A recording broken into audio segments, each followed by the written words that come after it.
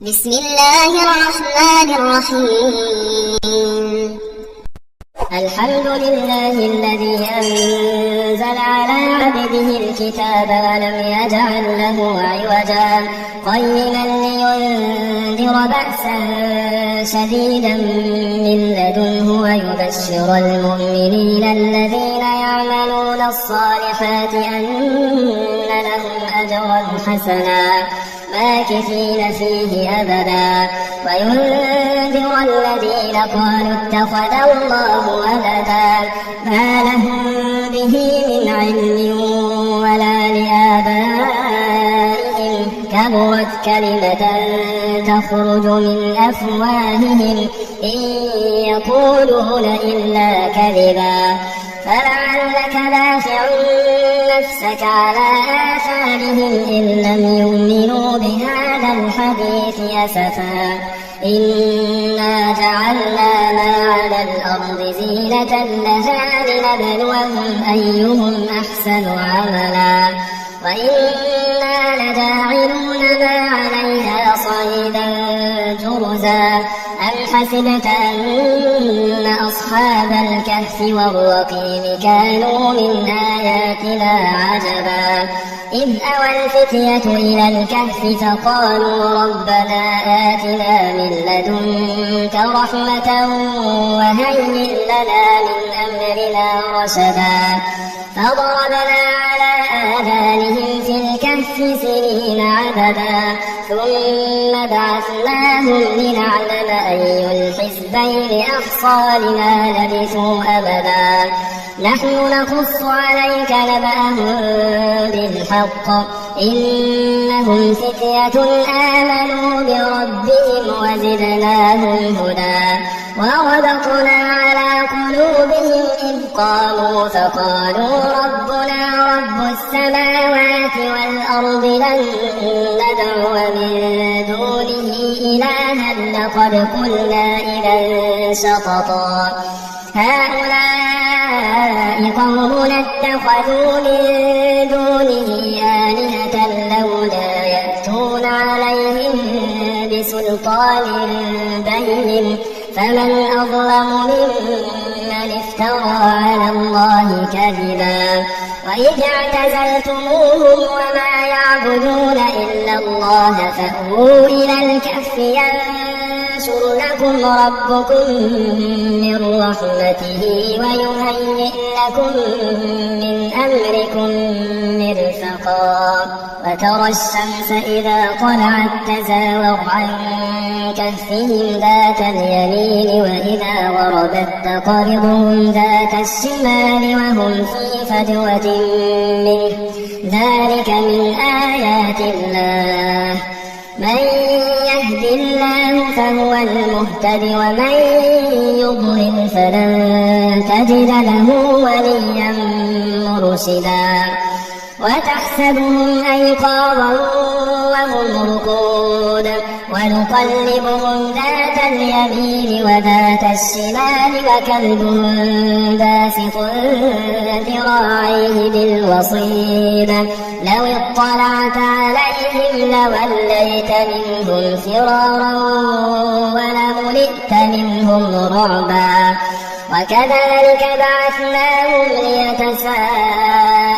بينهم قال قائل منهم كم لبثتم قالوا لبثنا يوما أو بعض يوم قالوا ربكم أعلم بما لبثتم فابعثوا أحدكم بورقكم هذه إلى المدينة فلينظر أيها أزكى طعاما فليأتكم برزق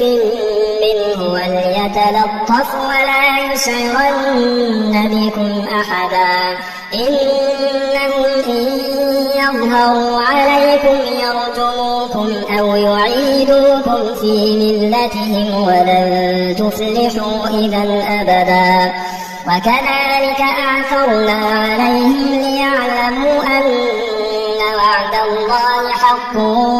وأن الساعة لا ريب فيها إذ يتنازعون بينهم أمرهم فقالوا بنوا عليهم بنيانا ربهم أعلم بهم قال الذين غلبوا على أمرهم لنتخذن عليهم مسجدا سيقولون ثلاثة رابعهم كلبهم ويقولون خمسة سادسهم كلبهم رجما بالغيب ويقولون سبعة وثامنهم كلبهم قل ربي أعلم بعدتهم ما يعلمهم إلا قليل فلا تمار فيهم إلا مراء ظاهرا ولا تستفت فيهم منهم أحدا ولا تقولن لشيء إني فاعل ذلك غدا إلا أن يشاء الله واذكر ربك إذا نسيت وقل عسى أن يهديني ربي لأقرب من هذا رشدا ولبثوا في كهفهم 300 سنين وازدادوا 9 قل الله أعلم بما لبثوا له غيب السماوات والأرض أبصر به وأسمع ما لهم من دونه من ولي ولا يشرك في حكمه أحدا واتل ما أوحي إليك من كتاب ربك لا مبدل لكلماته ولا تجد من دونه ملتحدا واصبر نفسك مع الذين يدعون ربهم بالغداة والعشي يريدون وجهه ولا تعد عيناك عنهم تريد زينة الحياة الدنيا ولا تطع من أغفلنا قلبه عن ذكرنا واتبع هواه وكان أمره فرطا وقل الحق من ربكم فمن شاء فليؤمن ومن شاء فليكفر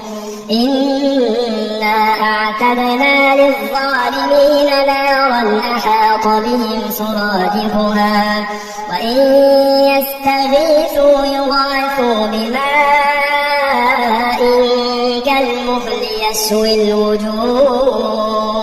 بئس الشراب وساءت مرتفقا إن الذين آمنوا وعملوا الصالحات إنا لا نضيع أجر من أحسن عملا أولئك لهم جنات عدن تجري من تحتهم الأنهار يحلون فيها من أساور من ذهب ويلبسون ثيابا خضرا من سندس وإستبرق متكئين فيها على الأرائك نعم الثواب وحسنت مرتفقا فاضرب لهم مثل الرجلين جعلنا لأحدهما جنتين من أعناب وحففناهما بنخل وجعلنا بينهما زرعا كلتا الجنتين آتت أكلها ولم تظلم منه شيئا وفجرنا خلالهما نهرا وكان له ثمر فقال لصاحبه وهو يحاوره أنا أكثر منك مالا وأعز نفرا ودخل جنته وهو ظالم لنفسه قال ما أظن أن تبيد هذه أبدا وما أظن الساعة قائمة ولئن رددت إلى ربي لأجدن خيرا منها منقلبا قال له صاحبه وهو يحاوره تستغفره أكفرت بالذي خلقك من تراب ثم من نطفة ثم سواك رجلا لكن هو الله ربي ولا أشرك بربي أحدا ولولا إذ دخلت جنتك قلت ما شاء الله لا قوة إلا بالله إن ترني أنا أقل منك مالا وولدا فعسى ربي أن يؤتيني خيرا من جنتك ويرسل عليها حسبانا من السماء فتصبح صعيدا زلقا أو يصبح ماؤها غورا فلن تستطيع له طلبا وأحيط بثمره فأصبح يقلب كفيه على ما أنفق فيها وهي خاوية على عروشها ويقول يا ليتني لم أشرك بربي أحدا ولم تكن له فئة ينصرونه من دون الله وما كان منتصرا هنالك الولاية لله الحق هو خير ثوابا وخير عقبا واضرب لهم مثل الحياة الدنيا كماء أنزلناه من السماء فاختلط به نبات الأرض فأصبح هشيما تذروه الرياح وكان الله على كل شيء مقتدرا المال والبنون زينة الحياة الدنيا والباقيات الصالحات خير عند ربك ثوابا وخير أملا ويوم نسير الجبال وترى الأرض بارزة وحشرناهم فلم نغادر منهم أحدا وعرضوا على ربك صفا لقد جئتمونا كما خلقناكم أول مرة بل زعمتم أن لن نجعل لكم موعدا ووضع الكتاب فترى المجرمين مشفقين مما فيه ويقولون يا ويلتنا ما لهذا الكتاب لا يغادر صغيرة ولا كبيرة إلا أحصاها ووجدوا ما عملوا حاضرا ولا يظلم ربك أحدا وإذ قلنا للملائكة اسجدوا لآدم فسجدوا إلا إبليس كان من الجن ففسق عن أمر ربه أفتتخذونه وذريته أولياء من دوني وهم لكم عدو بئس للظالمين بدلا ما أشهدتهم خلق السماوات والأرض ولا خلق أنفسهم وما كنت متخذ المضلين عضدا ويوم يقول نادوا شركائي الذين زعمتم فدعوهم فلم يستجيبوا لهم وجعلنا بينهم موبقا فرأى المجرمون النار فظنوا أنهم مواقعوها ولم يجدوا عنها مصرفا ولقد صرفنا في هذا القرآن للناس من كل مثل وكان الإنسان أكثر شيء جدلا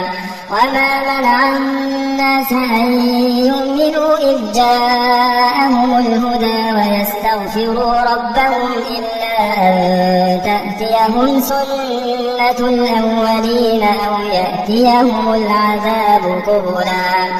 وما نرسل المرسلين إلا مبشرين ومنذرين ويجادل الذين كفروا بالباطل ليدحضوا به الحق واتخذوا آياتي وما أنذروا هزوا ومن أظلم ممن ذكر بآيات ربه فأعرض عنها ونسي ما قدمت يداه إنا جعلنا على قلوبهم أكنة أن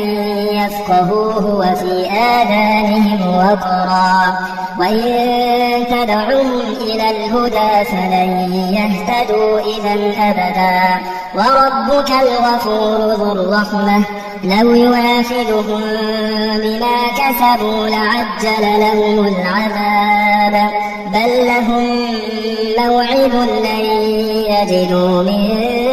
دونه موئلا وتلك القرى أهلكناهم لما ظلموا وجعلنا لمهلكهم موعدا وإذ قال موسى لفتاه لا أبرح حتى أبلغ مجمع البحرين أو أمضي حقبا فلما بلغا مجمع بينهما نسيا حوتهما فاتخذ سبيله في البحر سربا فلما جاوزا قال لفتاه آتنا غداءنا لقد لقينا من سفرنا هذا نصبا قال أرأيت إذ أوينا إلى الصخرة فإني نسيت الحوت وما أنسانيه إلا الشيطان أن أذكره واتخذ سبيله في البحر عجبا قال ذلك ما كنا نبغي فارتدا على آثارهما قصصا فوجدا عبدا من عبادنا آتيناه رحمة من عندنا وعلمناه من لدنا علما قال له موسى هل أتبعك على أن تعلمني مما علمت رشدا قال إنك لن تستطيع معي صبرا وكيف تصبر على ما لم تحط به خبرا قال ستجدني إن شاء الله صابرا ولا أعصي لك أمرا قال فإن اتبعتني فلا تسألني عن شيء حتى أحدث لك منه ذكرا فانطلقا حتى إذا ركبا في السفينة خرقها قال أخرقتها لتغرق أهلها لقد جئت شيئا إمرا قال ألم أقل إنك لن تستطيع معي صبرا قال لا تؤاخذني بما نسيت ولا ترهقني من أمري عسرا فانطلقا حتى إذا لقيا غلاما فقتله قال أقتلت نفسا زكية بغير نفس لقد جئت شيئا نكرا قال ألم أقل لك إنك لن تستطيع معي صبرا قال إن سألتك عن شيء بعدها فلا تصاحبني قد بلغت من لدني عذرا فانطلقا حتى إذا أتيا أهل قرية استطعما أهلها فأبوا أن يضيفوهما فوجدا فيها جدارا يريد أن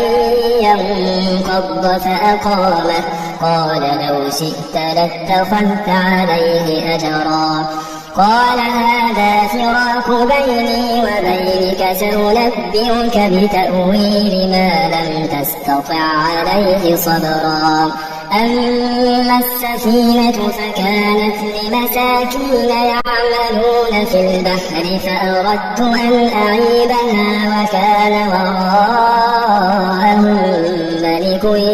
يأخذ كل سفينة سفينة غصبا. وأما الغلام فكان أبواه مؤمنين فخشينا أن يرهقهما طغيانا وكفرا فأردنا أن يبدلهما ربهما خيرا منه زكاة وأقرب رحما.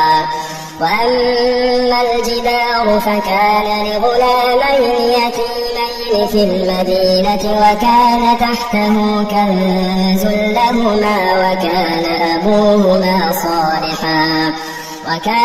أبوهما صالحا فأراد ربك أن يبلغا أشدهما ويستخرجا كنزهما رحمة من ربك وما فعلته عن أمري ذلك تأويل ما لم تسطع عليه صبرا. ويسألونك عن ذي القرنين قل سأتلو عليكم منه ذكرا. إنا مكنا له في الأرض وآتيناه من كل شيء سببا فأتبع سببا حتى إذا بلغ مغرب الشمس وجدها تغرب في عين حمئة ووجد عندها قوما قلنا يا ذا القرنين إما أن تعذب وإما أن تتخذ فيهم حسنا. قال أما من ظلم فسوف نعذبه ثم يرد إلى ربه فيعذبه عذابا نكرا. وأما من آمن وعمل صالحا فله جزاء الحسنى وسنقول له من أمرنا يسرا. ثم أتبع سببا حتى إذا بلغ مطلع الشمس وجدها تطلع على قوم لم نجعل لهم من دونها سترا. كذلك وقد أحطنا بما لديه خبرا. ثم أتبع سببا حتى إذا بلغ بين السدين وجد من دونهما قوما لا يكادون يفقهون قولا. قالوا يا ذا القرنين إن يأجوج ومأجوج مفسدون في الأرض فهل نجعل لك خرجا على أن تجعل بيننا وبينهم سدا. قال ما مكنني فيه ربي خير فأعينوني بقوة أجعل بينكم وبينهم ردما. آتوني زبر الحديد حتى إذا ساوى بين الصدفين قال انفخوا حتى إذا جعله نارا قال آتوني أفرغ عليه قطرا. فما استطاعوا أن يظهروه وما استطاعوا له نقبا. قال هذا رحمة من ربي فإذا جاء وعد ربي جعله دكا وكان وعد ربي حقا. وتركنا بعضهم يومئذ يموج في بعض ونفخ في الصور فجمعناهم جمعا. وعرضنا جهنم يومئذ للكافرين عرضا. الذين كانت أعينهم في غطاء عن ذكري وكانوا لا يستطيعون سمعا. أفحسب الذين كفروا أن يتخذوا عبادي من دوني أولياء إنا أعتدنا جهنم للكافرين نزلا. قل هل ننبئكم بالأخسرين أعمالا الذين ضل سعيهم في الحياة الدنيا وهم يحسبون أنهم يحسنون صنعا. أولئك الذين كفروا بآيات ربهم ولقائه فحبطت أعمالهم فلا نقيم لهم يوم القيامة وزنا ذلك جزاؤهم جهنم بما كفروا واتخذوا آياتي ورسلي هزوا إن الذين آمنوا وعملوا الصالحات كانت لهم جنات الفردوس نزلا خالدين فيها لا يبغون عنها حولا قل لو كان البحر مدادا لكلمات ربي لنفد البحر قبل أن تنفد كلمات ربي ولو جئنا بمثله مددا قل إنما أنا بشر مثلكم يوحى إلي أنما إلهكم إله واحد فمن كان يرجو لقاء ربه فليعمل عملا صالحا ولا يشرك بعبادة ربه أحدا بسم الله الرحمن الرحيم ياسين والقرآن الحكيم إنك لمن المرسلين على صراط مستقيم تنزيل العزيز الرحيم لتنذر قوما ما أنذر آباؤهم فهم غافلون لقد حق القول على أكثرهم فهم لا يؤمنون إنا جعلنا في أعناقهم أغلالا فهي إلى الأذقان فهم مقمحون وجعلنا من بين أيديهم سدا ومن خلفهم سدا فأغشيناهم فهم لا يبصرون وسواء عليهم أأنذرتهم أم لم تنذرهم لا يؤمنون إنما تنذر من اتبع الذكر وخشي الرحمن بالغيب فبشره بمغفرة وأجر كريم إنا نحن نحيي الموتى ونكتب ما قدموا وآثارهم وكل شيء أحصيناه في إمام مبين واضرب لهم مثلا أصحاب القرية إذ جاءها المرسلون إذ أرسلنا إليهم اثنين فكذبوهما فعززنا بثالث فقالوا إنا إليكم مرسلون قالوا ما أنتم إلا بشر مثلنا وما أنزل الرحمن من شيء إن أنتم إلا تكذبون قالوا ربنا يعلم إنا إليكم لمرسلون وما علينا إلا البلاغ المبين قالوا إنا تطيرنا بكم لئن لم تنتهوا لنرجمنكم وليمسنكم منا عذاب أليم قالوا طائركم معكم أئن ذكرتم بل أنتم قوم مسرفون وجاء من أقصى المدينة رجل يسعى قال يا قوم اتبعوا المرسلين اتبعوا من لا يسألكم أجرا وهم مهتدون وما لي لا أعبد الذي فطرني وإليه ترجعون أأتخذ من دونه آلهة إن يردني الرحمن بضر لا تغن عني شفاعتهم شيئا ولا ينقذون إني إذا لفي ضلال مبين إني آمنت بربكم فاسمعون قيل ادخل الجنة قال يا ليت قومي يعلمون بما غفر لي ربي وجعلني من المكرمين وما أنزلنا على قومه من بعده من جند من السماء وما كنا منزلين إن كانت إلا صيحة واحدة فإذا هم خامدون يا حسرة على العباد ما يأتيهم من رسول إلا كانوا به يستهزئون ألم يروا كم أهلكنا قبلهم من القرون أنهم إليهم لا يرجعون وإن كل لما جميع لدينا محضرون وآية لهم الأرض الميتة أحييناها وأخرجنا منها حبا فمنه يأكلون وجعلنا فيها جنات من نخيل وأعناب وفجرنا فيها من العيون ليأكلوا من ثمره وما عملته أيديهم أفلا يشكرون سبحان الذي خلق الأزواج كلها مما تنبت الأرض ومن أنفسهم ومما لا يعلمون وآية لهم الليل نسلخ منه النهار فإذا هم مظلمون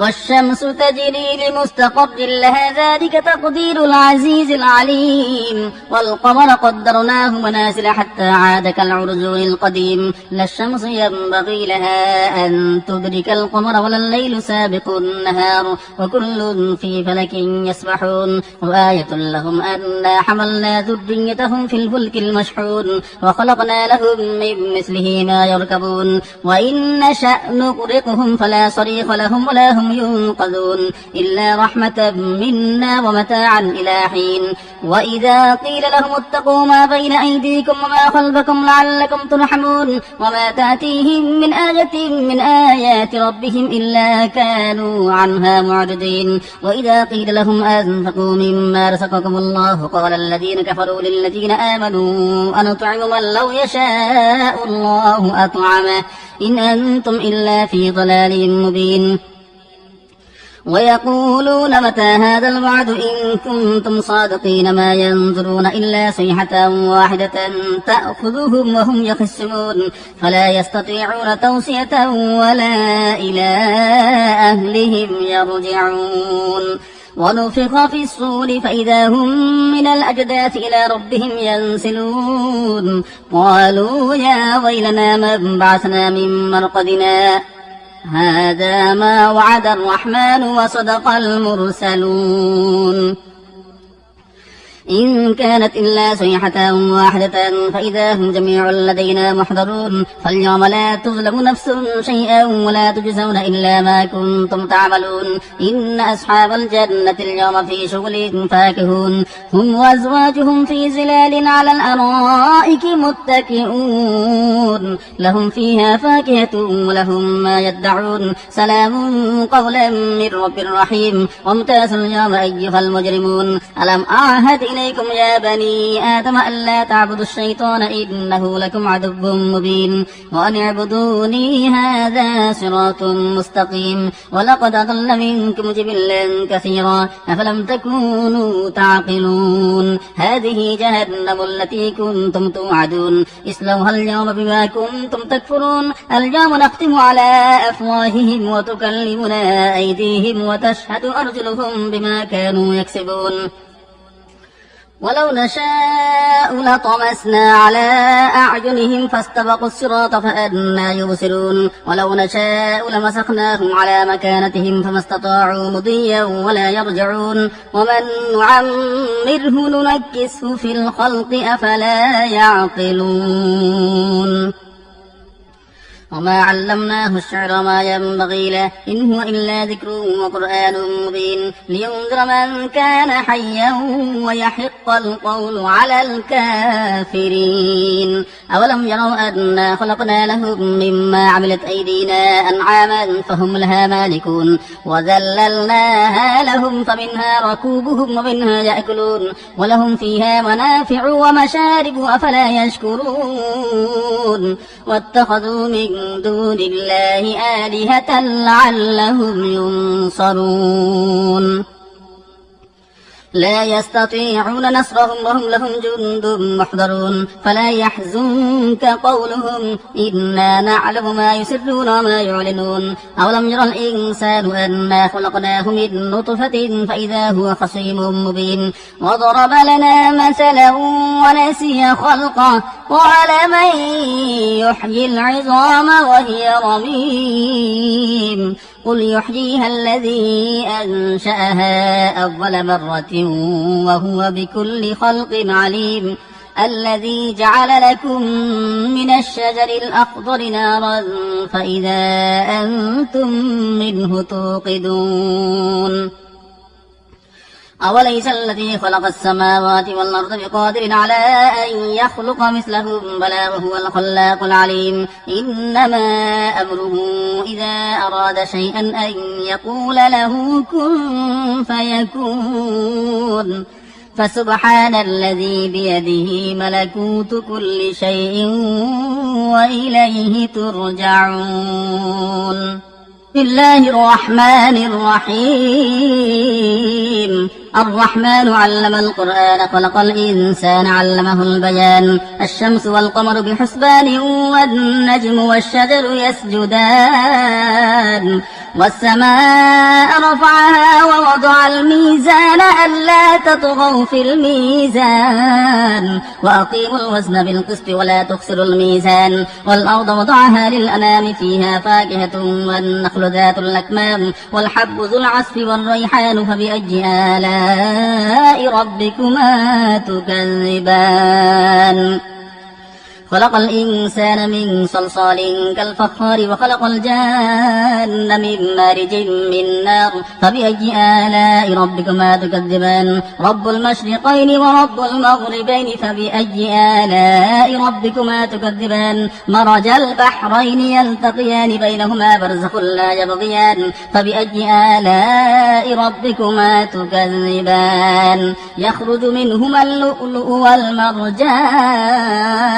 فبأي آلاء ربكما تكذبان وله الجوار المنشآت في البحر كالأعلام فبأي آلاء ربكما تكذبان كل من عليها فان ويبقى وجه ربك ذو الجلال والإكرام فبأي آلاء ربكما تكذبان يسأله من في السماوات والأرض كل يوم هو في شأن فبأي آلاء ربكما تكذبان سنفرغ لكم أيها الثقلان فبأي آلاء ربكما تكذبان يا معشر الجن والإنس إن استطعتم أن تنفذوا من أقطار السماوات والأرض فانفذوا لا تنفذون إلا بسلطان فبأي آلاء ربكما تكذبان يرسل عليكما شواظ من نار ونحاس فلا تنتصران فبأي آلاء ربكما تكذبان فإذا انشقت السماء فكانت وردة كالدهان فبأي آلاء ربكما تكذبان فيومئذ لا يسأل عن ذنبه إنس ولا جان فبأي آلاء ربكما تكذبان يعرف المجرمون بسيماهم فيؤخذ بالنواصي والأقدام فبأي آلاء ربكما تكذبان هذه جهنم التي يكذب بها المجرمون يطوفون بينها وبين حميم آن فبأي آلاء ربكما تكذبان ولمن خاف مقام ربه جنتان فبأي آلاء ربكما تكذبان ذواتا أفنان فبأي آلاء ربكما تكذبان فيهما عينان تجريان فبأي آلاء ربكما تكذبان فيهما من كل فاكهة زوجان فبأي آلاء ربكما تكذبان متكئين على فرش بطائلها من استبرق وجنى الجنتين دان فبأي آلاء ربكما تكذبان فيهن قاصرات الطرف لم يطمثهن إنس قبلهم ولا جان فبأي آلاء ربكما تكذبان كأنهن الياقوت والمرجان فبأي آلاء ربكما تكذبان هل جزاء الإحسان إلا الإحسان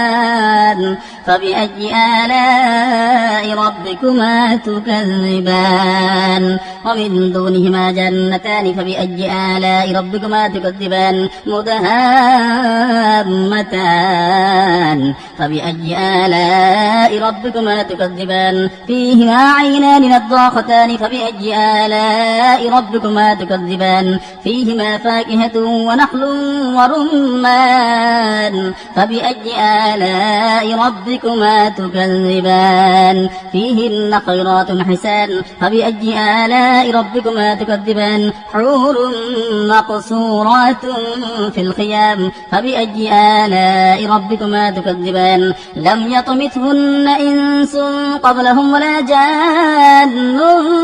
فبأي آلاء ربكما تكذبان متكئين على رفرف خضر وعبقري حسان فبأي آلاء ربكما تكذبان تبارك اسم ربك ذي الجلال والإكرام. بسم الله الرحمن الرحيم. إذا وقعت الواقعة ليس لوقعتها كاذبة خافضة رافعة إذا رجت الأرض رجا وبست الجبال بسا فكانت هباء منبثا وكنتم أزواجا ثلاثة فأصحاب الميمنة ما أصحاب الميمنة وأصحاب المشأمة ما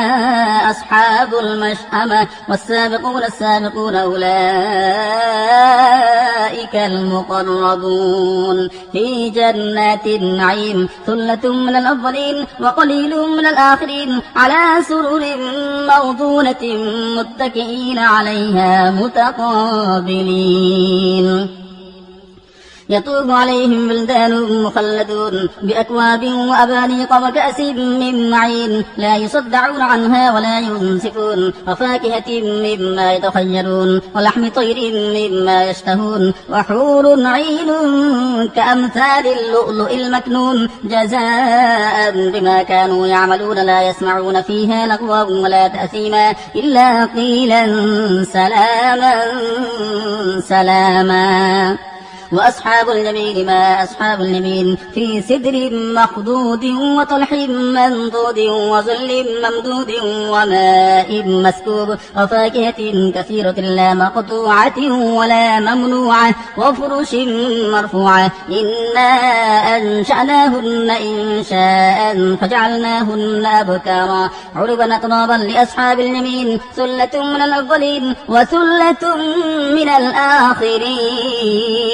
وأصحاب الشمال ما أصحاب الشمال في سموم وحميم وظل من يحموم لا بارد ولا كريم إنهم كانوا قبل ذلك مترفين وكانوا يسرون على الحنث العظيم وكانوا يقولون أئذا متنا وكنا ترابا وعظاما أئنا لمبعوثون أو آباؤنا الأولون قل إن الأولين والآخرين لمجموعون إلى ميقات يوم معلوم ثم إنكم أيها الضالون المكذبون لآكلون من شجر من زقوم فمالئون منها البطون فشاربون عليه من الحميم فشاربون شرب الهيم هذا نزلهم يوم الدين نحن خلقناكم فلولا تصدقون أفرأيتم ما تمنون أأنتم تخلقونه أم نحن الخالقون نحن قدرنا بينكم الموت وما نحن بمسبوقين على أن نبدل أمثالكم وننشئكم فيما لا تعلمون ولقد علمتم النشأة الأولى فلولا تذكرون أفرأيتم ما تحرسون أأنتم تزرعونه أم نحن الزارعون لو نشاء لجعلناه حطاما فظلتم تفكهون إنا لمغرمون بل نحن محرومون أفرأيتم الماء الذي تشربون أأنتم أنزلتموه من المزن أم نحن المنزلون لو نشاء جعلناه جاجا فلولا تشكرون أفرأيتم النار التي تورون أأنتم أنشأتم شجرتها أم نحن المنشئون نحن جعلناها تذكرة ومتاعا للمقبين فسبح باسم ربك العظيم فلا أقسم بمواقع النجوم وإنه لقسم لو تعلمون عظيم إنه لقرآن كريم في كتاب مكنون لا يمسه إلا المطهرون تنزيل من رب العالمين أفبهذا الحديث أنتم مدهنون وتجعلون رزقكم أنكم تكذبون فلولا إذا بلغت الحلقوم وأنتم حينئذ تنظرون ونحن أقرب إليه منكم ولكن لا تبصرون فلولا إن كنتم غير مدينين ترجعونها إن كنتم صادقين فأما إن كان من المقربين فروح وريحان وجنة نعيم وأما إن كان من أصحاب اليمين فسلام لك من أصحاب اليمين وأما إن كان من المكذبين الضالين فنزل من حميم وتصلية جحيم إن هذا لهو حق اليقين فسبح باسم ربك العظيم. أعوذ بالله من الشيطان الرجيم. بسم الله الرحمن الرحيم. تبارك الذي بيده الملك وهو على كل شيء قدير الذي خلق الموت والحياة ليبلوكم أيكم أحسن عملا وهو العزيز الغفور الذي خلق 7 سماوات طباقا ما ترى في خلق الرحمن من تفاوت فارجع البصر هل ترى من فطور ثم ارجع البصر كرتين ينقلب إليك البصر خاسئا وهو حسير ولقد زينا السماء الدنيا بمصابيح وجعلناها رجوما للشياطين وأعتدنا لهم عذاب السعير وللذين كفروا بربهم عذاب جهنم وبئس المصير إذا ألقوا فيها سمعوا لها شهيقا وهي تفور تكاد تميز من الغيظ كلما ألقي فيها فوج سألهم خزنتها ألم يأتكم نذير قالوا بلى قد جاءنا نذير فكذبنا وقلنا ما نزل الله من شيء إن أنتم إلا في ضلال كبير وقالوا لو كنا نسمع أو نعقل ما كنا في أصحاب السعير فاعترفوا بذنبهم فسحقا لأصحاب السعير إن الذين يخشون ربهم بالغيب لهم مغفرة وأجر كبير وأسروا قولكم أو اجهروا به إنه عليم بذات الصدور ألا يعلم من خلق وهو اللطيف الخبير هو الذي جعل لكم الأرض ذلولا فامشوا في مناكبها وكلوا من رزقه وإليه النشور أأمنتم من في السماء أن يخسف بكم الأرض فإذا هي تمور أم أمنتم من في السماء أن يرسل عليكم حاصبا فستعلمون كيف نذير ولقد كذب الذين من قبلهم فكيف كان نكير أولم يروا للطير فوقهم صافات ويقبض ما يمسكهن إلا الرحمن إنه بكل شيء بصير أمن هذا الذي هو جند لكم ينصركم من دون الرحمن إن الكافرون إلا في غرور أمن هذا الذي يرزقكم إن أمسك رزقه بل لجوا في عتب ونفور أفمن يمشي مكبا على وجهه أهدى أمن يمشي سويا على صراط مستقيم قل هو الذي أنشأكم وجعل لكم السمع والأبصار والأفئدة قليلا ما تشكرون قل هو الذي ذرأكم في الأرض وإليه تحشرون ويقولون متى هذا الوعد إن كنتم صادقين قل إنما العلم عند الله وإنما أنا نذير مبين فلما رأوه زلفة سيئت وجوه الذين كفروا وقيل هذا الذي كنتم به تدعون قل أرأيتم إن أهلكني الله ومن معي أو رحمنا فمن يجير الكافرين من عذاب أليم قل هو الرحمن آمنا به وعليه توكلنا فستعلمون من هو في ضلال مبين قل أرأيتم إن أصبح ماؤكم غورا فمن يأتيكم بماء معين